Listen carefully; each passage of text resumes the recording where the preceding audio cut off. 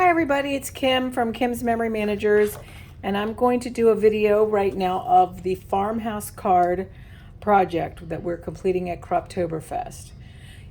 For our card project, you need a piece of cardstock. I'm using white that is 5.5 inches by 11 inches. I got an insert from a 8.5 by 11 top loading sleeve and just cut it down, but you can use any cardstock you like that's solid. And then my double-sided paper, I'm choosing the sunflowers on one side and these yellow, for lack of a better word, on the other side. Has a good contrast, but of course they coordinate as all Creative Memories double-sided papers do. Extras to have on hand, embellishments that match. Of course, we have our adhesives. I always keep repositionable with the traditional. My micro tip scissors, I cannot live without. Even if I don't need them, I just always have to have them nearby. Foam squares are another great option. Before I start with this one, let me show you a couple of samples that I have made. This is the card. This is a Farmhouse card that I made using Botanical Blooms paper. And this is actually a must-have laser title. It really is called a must-have laser title. There are a couple different versions of them coming that Creative Memories offers. All right, this one, I was actually found my paper to be directional, and so I turned it horizontally. And this is from one of our previous holiday packs. So these are some samples with other paper. Now we're going to make one with the Croptoberfest paper. All right, so we also need our 12-inch trimmer. I have mine right here. Okay, so I have already cut my white cardstock to 5.5 by 11. Okay, I'm going to turn it lengthwise, like a hot dog, I think we say. And I'm going to cut it at 7 inches.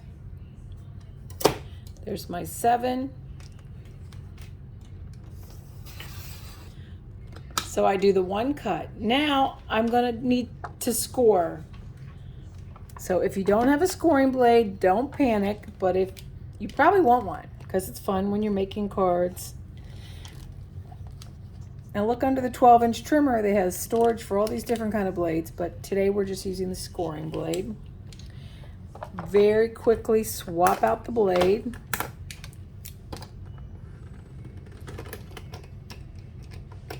Keep it nearby because we're just doing 2 scores. So my first score I'm going to do is on our bigger piece of cardstock. And I'm going to score it at 2 3/4 inches. So there's 2.5, there's 2 3/4. And I just go once or twice there. Or maybe that was 3 times. And now I'm going to take my smaller piece of cardstock and I'm also going to score it at 2 3/4.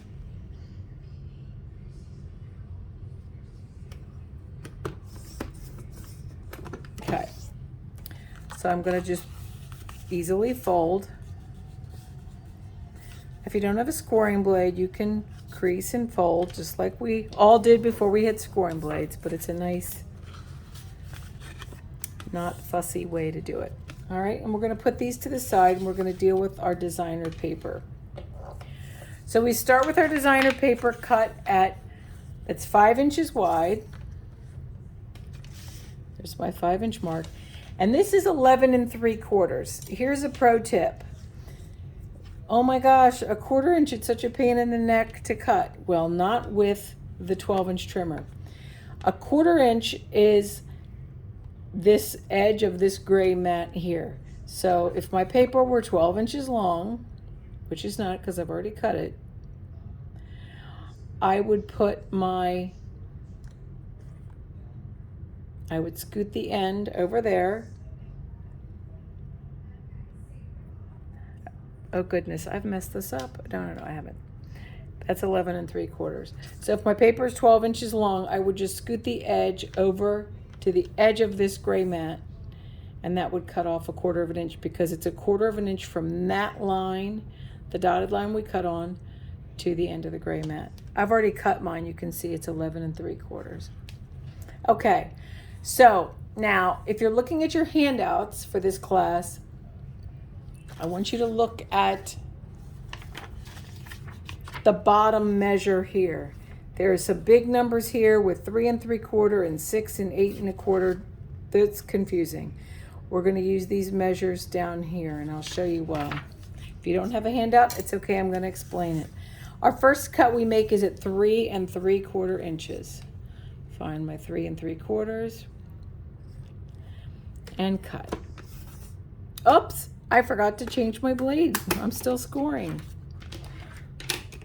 It happens. Put my straight blade in. Okay, 3 3/4. Now we're going to cut at 2 1/4. Twice, actually. So we're going to cut 2 1/4 once, 2 1/4 twice, and now we're going to rotate our remaining piece and cut that at 2 1/4. Once and twice, and it will leave a little snurd that's probably about 1/2 inch wide that we do not need, so feel free to get rid of it. All right, so we're done cutting. Let's bring our pieces back together. Now, you might have noticed that on the insides of these cards, I was thinking, if I'm going to write a sentiment, I want something a little bit more neutral or easier to see. So, but you decide. You can flip these around however you want. The sunflowers are certainly very impressive, but if I'm going to actually write something inside, I might want to use the more tonal inside. So you take your large, before you adhere it, let's just play with the papers to see, get something that you're comfortable with. Our 2 larger rectangles are going to go on both sides of this flap. Now, again, play with them. Do you like the uniformity of having both like that? Similarly, do you like the uniformity of having both like that? Both the same? Or are you just a rebel and are going to go like that? Before you decide that, think about this. We're going to add this little piece that goes on top here. So I think what I'm going to do is keep my simpler background for the insert.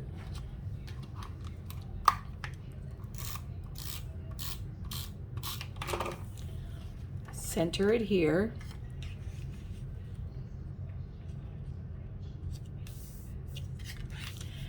And I like my kind of cohesiveness of having both the same this way.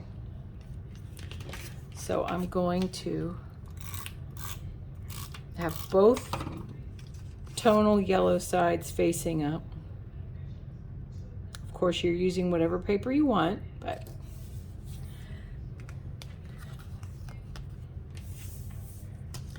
I'm not sure about this one. That might just be too much tonal yellow for me.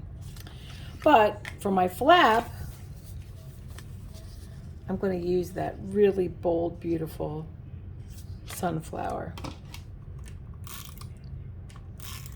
And I'm going to put,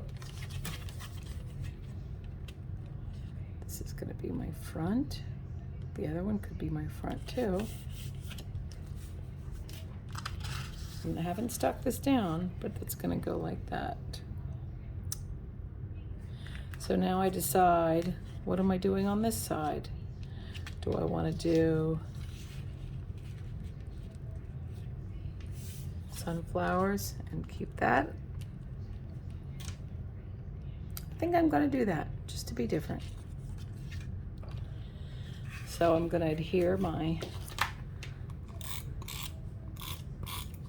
busier paper on the inside flap because it is such a nice contrast. Of course, you do as you see fit. This is just paper, right? But it's a beautiful sentiment. Okay. So I've got all my paper adhered. Before I adhere this, now I can review. Let's see, do I want it like this? Or do I want it like this? Oh, I think I really want that, like that. So I open my flap and I'm going to stick adhesive on the ends. Now you could do repositionable if you wanted, but I'm not afraid to commit here. But I'm just going to kind of slide it over gently into place.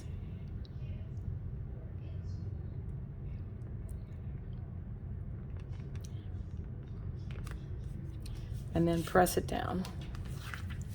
So now here I have my farmhouse card. Now you have quite a lot of embellishments in your kit. You might have scraps that you have around the house from your other projects left over. One thing I like to do is vary things. So if I vary the height of things, so let's say I was going to put a sentiment on here. And again, you can turn it horizontally if you want, depending on what your embellishment looks like.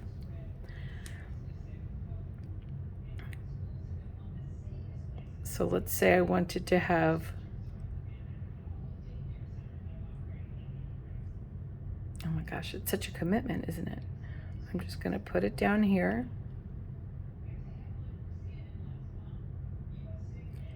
Thankful for you. And now for my next sticker, I'm just going to get some foam squares. Again, you don't have to, but just adds a little dimension. If I'm going to put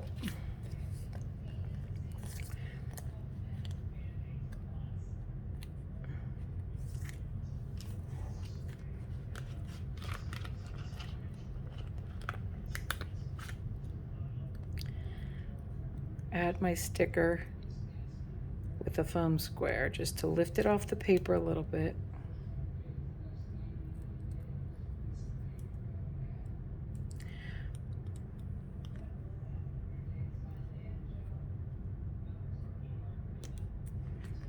Like that. This just gives it a little bit of extra something there. So there you go. That's a farmhouse card. Very simple. This fits in a standard envelope. And I hope you enjoy. Thanks so much.